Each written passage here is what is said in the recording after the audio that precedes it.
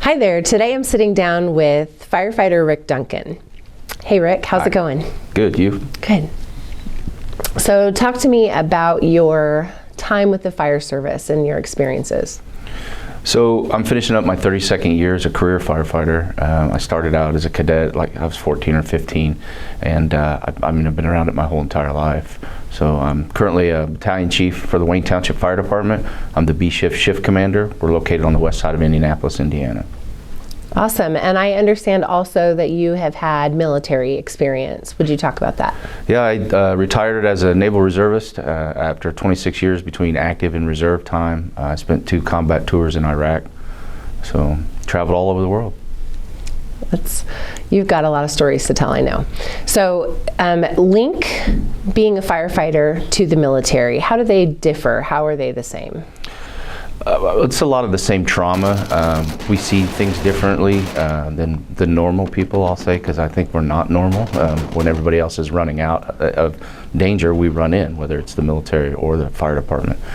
I think it's like-minded individuals, people that want to do things to make the world better or make themselves better. And I think, that you kind of migrate into that, right? It's a lot of the same highs and lows, right? High tempo, very low, and it's like a roller coaster.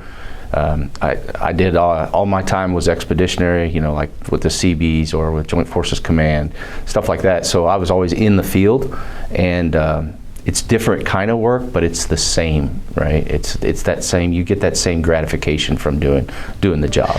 You told me a story about the backpack. Yes. I love that story, and I want you to tell it today. Okay. So you can start it however you want to. Well, I've cleaned it up over the years because now we talk about sand. So you just have to think of the world as all sand, and we're all standing in sand, right?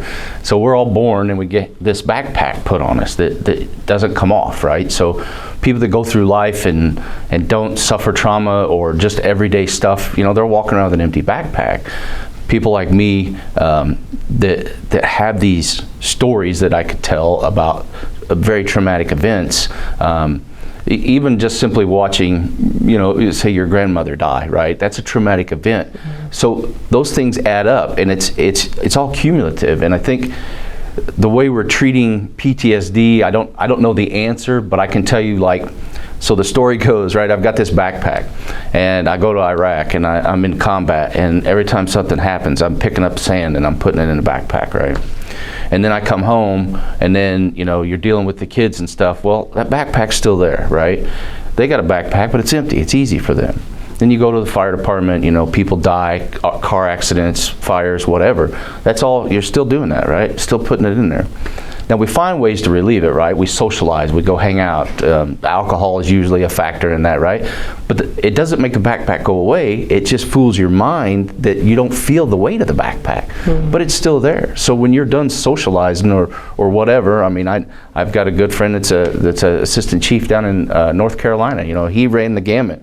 He was an MMA fighter. He was into tattoos, drugs, alcohol, the whole thing, right? And he's a doctor now. It's great program that he talks about, but so he's tried all that stuff, and so some people do different things. Some people are really into working out because that relieves their stress. Mm-hmm. But at the end of the day, you're still carrying on that backpack, and I don't know how we fix that, because when I leave here in 3 years, I'm going to retire in 3 years. When I leave, I'll turn in my badge, my uniforms, my fire gear, but that backpack isn't coming off. Yeah. So what do we do to fix that? Now we say, hey, we talk to somebody, right? Like I could go see a counselor, but here's my version of that. The counselor has a backpack too. So when I'm talking to the counselor, they're holding on to mine and helping me out, right? It feels good at the time. But what the stories I tell them to try to make me feel better, they're not taking anything out of my backpack, but I'm traumatizing them. Mm-hmm. So they're picking up a little, not as much, but it just never goes away. Mm-hmm. So you feel good, and then you leave, and then you're driving down the road, and you get out of the car, and then there's that weight again, and it's always there. Yeah, that's such a good story, and I think it's such a real story, and it definitely helps us counselors and counselor educators wrap our head around what you see and what you face day in and day out. I'm really surprised that we don't have more police officers and firefighters killing themselves, and I'll be honest with you. So we used to say 21 a day, right? 21 service personnel were committing suicide every single day. Last year there was a study. It's more like 42 or 43 per day. Not necessarily just committing suicide, but doing things that causes their death, right? Sure. Which they might not label it as suicide, but they were, drinking and driving and killed themselves or whatever, you know what I mean? Stuff like that. Yeah. So 44 a day to me is just unbelievable. Now, we do see a lot of trauma in the fire service. I think more so in the military, and especially depending on what you're doing, right? Not just the being away from home, but combat tours. It takes its toll on you. And like I said, I am really concerned, especially as I see these kids coming in who aren't social, right? Like they grew up on their computer and they don't leave their rooms, and this is the first real job they've ever had. They never did their laundry because their mom did it till they were 19. And now we throw them in this situation and we give them $80,000 a year and say, hey, here you go, right? I mean, that's dangerous. But with that, I don't think they have the skill set or the tools they need. Like I grew up a lot different, right? The way I grew up, nowadays you'd go to jail for some of the stuff that I dealt with as a child, but they just don't have that, and I'm concerned about that because it's so quick to just say the heck with it. I mean, if you look at how many of these kids, I don't know, what was it last year, 7th or 8th grader killed herself up in Boone County. I mean, I just can't fathom that at that age that you could decide that you're done, right? I mean, I've been through so much shit, it's not even funny. I mean, horrible stuff. I'm still here. Right?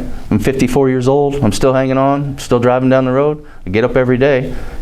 So I just can't fathom it. And I'm not judging, but for me, I just can't fathom that because the only thing you're doing is hurting the people you leave behind, in my opinion, right? And again, I don't want to sound judgmental. I'm sure anybody watching this has had somebody in their life that's taken their own life, and I'm not judging them for that, but it's a scary thought, especially for what we're doing. You've given us a lot to think about, and I really appreciate that. No problem. It's a whole lot, and there does need to be some changes. Changes have to come.